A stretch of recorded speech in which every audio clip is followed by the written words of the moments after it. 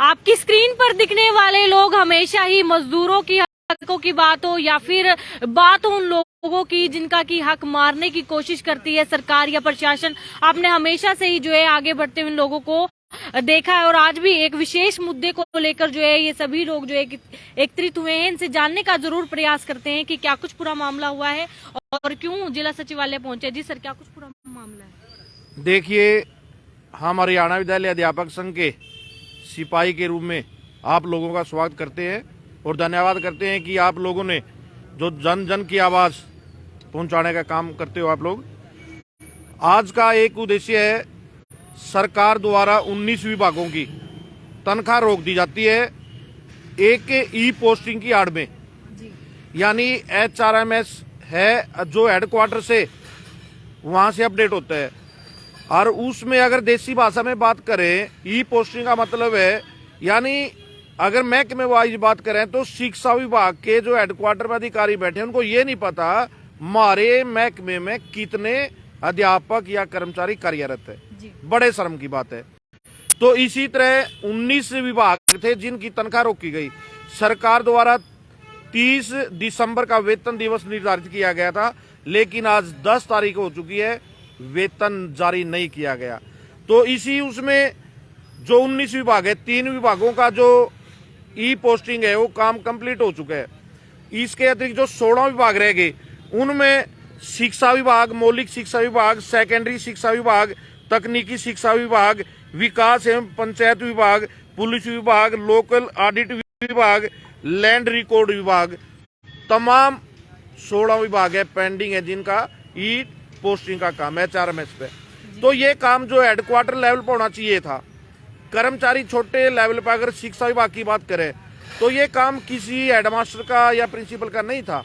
ये वहाँ जो मुख्यालय में बैठे हैं अधिकारी, उनके पास बिल्कुल निपुण तकनीकी विशेषज्ञ तमाम वे सुविधाएं हैं जिन पे तमाम काम ये 1 मिनट में कर सकें। लेकिन कर्मचारियों को जानबूझ के परेशान करने की मनसा के उसमें ये ई पोस्टिंग या HRMS अधूरा दिखा के तनख्वाह को रोका गया। कर्मचारी आज परेशान है क्योंकि लगभग कितने कर्मचारी हैं सर जिनकी सैलरी नहीं आई या इस तरह से परेशान? ये 19 विभाग थे, इनमें से 3 विभागों का ई पोस्टिंग का काम कंप्लीट हो चुका है, 16 पेंडिंग है। ये सारे जो कर्मचारी हैं 2.5 लाख के आसपास कर्मचारी बनते हैं जिनकी तनख्वाह रुकी हुई है। तो आज आपके माध्यम से ये कहना चाहते हैं जिसका जो काम था उसने काम क्यों नहीं पूरा कराया हो। ये काम लोकल स्तर पे स्कूल लेवल पे नहीं होना था, छोटे जो दफ्तर है बड़े लेवल पे नहीं होता है, मुख्यालय के द्वारा किया जाना था। ये मुख्यालय की कमी है और उनके पास बिल्कुल सारे कंप्यूटर ऑपरेटर भी, तकनीकी विशेषज्ञ भी, तमाम सुविधाएं अगर वे करवाना चाहे तो आज भी इसको पूरा करवा के कर्मचारियों को राहत दे सकते हैं तनख्वाह जारी करके। आप लोगों की विशेष मांग क्या है जिसके चलते आज जिला सचिवालय आप? मांग ये है, तमाम कर्मचारियों ने तरह तरह के लोन लिए हुए हैं, बच्चे पढ़ रहे हैं, उनकी फीस देनी होती है और 7 तारीख तक वो फीस या अपनी लोन की किस्त है वो देनी होती है।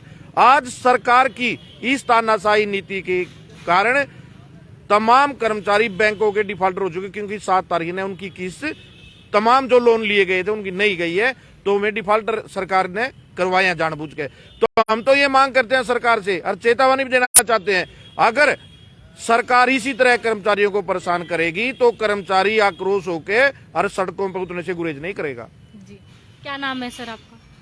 अनिल सैनी, राज्य कमेटी मेंबर, हरियाणा विद्यालय अध्यापक संघ, जिला ऑडिटर, सर्व कर्मचारी संघ करनाल। जी, क्या मांग करते हैं आप सरकार से, प्रशासन से? आज तो एक ही सूत्री मांग को लेकर के पूरे प्रदेश में जो हाहाकार मचा हुआ है, कर्मचारियों की 9 वर्ष का जो तोहफा देने की भी बात कही थी कि हम 30 दिसंबर को ही 9 वर्ष से पूर्व वेतन निकलवा देंगे।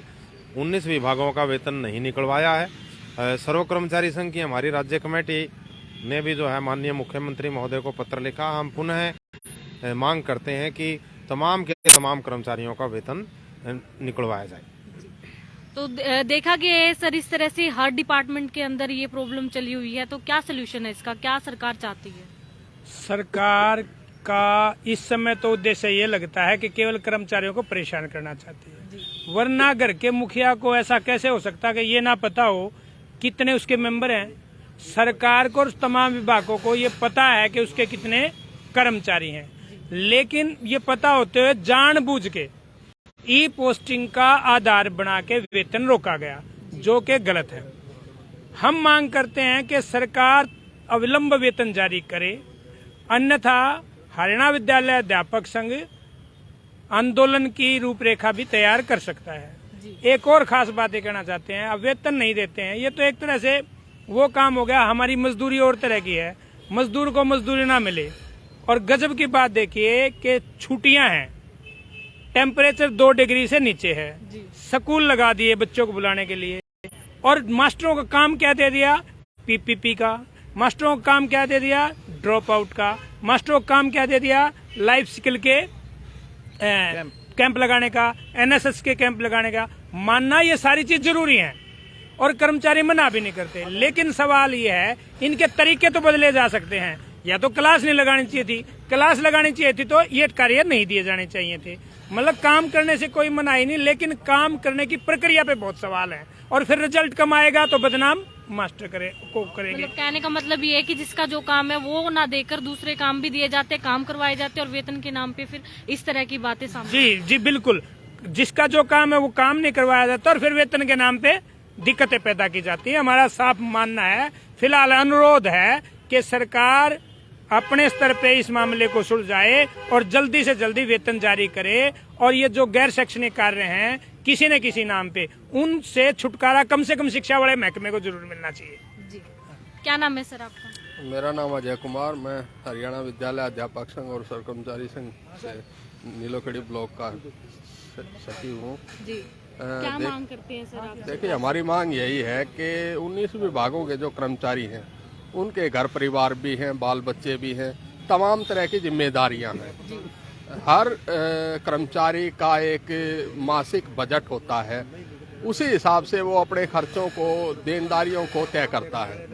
तो सरकार ने एक तरफ तो 30 तारीख को नववर्ष पे जो है तनख्वाह देने का वादा किया था, पे डे 30 का घोषित किया था, लेकिन आज 15 दिन हो चुके लगभग, अब तक वेतन दिया नहीं जा रहा, जबकि कर्मचारियों का उसमें कोई रोल है नहीं। विभाग के जो भी हेडक्वार्टर हैं वहाँ पर ये काम किया जाना है। विभाग अध्यक्ष हैं या उनकी जो टीम है वो सक्षम है, निपुण अधिकारी हैं, तमाम संसाधन है उनके पास।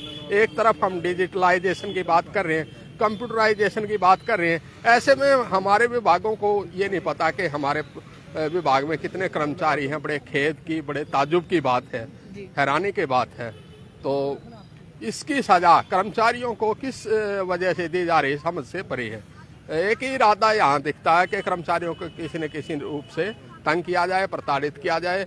उनकी जो मान लो किस्तें हैं, देनदारियां हैं, वो समय पर न देने के कारण डिफाल्टर घोषित हो रहे हैं। तो ऐसे में इसकी जवाबदेही किसकी बनती है?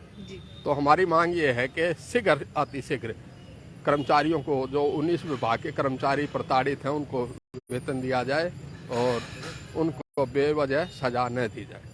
तो बिल्कुल आप देख सकते हैं किस तरीके से यहाँ पर आपको बताना चाहेंगे कि 19 महकमे हैं जिनकी की तनख्वाह रोक दी गई है, और हरियाणा सरकार, भारत सरकार की एक नीति जो है वो जरूर सामने आई थी कि नववर्ष पर जो है सभी की सैलरी दे दी जाएगी, सभी का नववर्ष जो है वो खुशियों से मनाया जाएगा। लेकिन अब सोचने की बात यह है कि ना तो वेतन दिया गया है और दूसरे काम जो है वो करवाए जाते हैं जो कि नहीं होते हैं। शिक्षकों के काम वो भी करवाए जाते हैं, लेकिन शिक्षक फिर भी करने के लिए तैयार होते हैं। लेकिन परेशानी अब यहाँ पर आ गई है कि इंस्टॉलमेंट और जितने भी लोन से रिलेटेड काम है, फीस से रिलेटेड काम है, वो नहीं हो पा रही हैं। और तमाम हरियाणा अध्यापक संघ की एक ही मांग है कि अगर ये मांग जो है पूरी नहीं की गई, इसके बाद जो एक बड़ा आंदोलन 19 महकमों के कर्मचारियों के द्वारा किया जा सकता है। आप वोट्स न्यूज पर ये लाइव तस्वीरें देख रहे थे हरियाणा के करनाल के जिला सचिवालय से। मेरे अनुसरम के साथ कैमरामैन परवीन के साथ आप लोगों से अपील रहेगी सहयोग के लिए इस वीडियो को ज्यादा से ज्यादा शेयर कर लीजिए, ताकि इन लोगों को जो है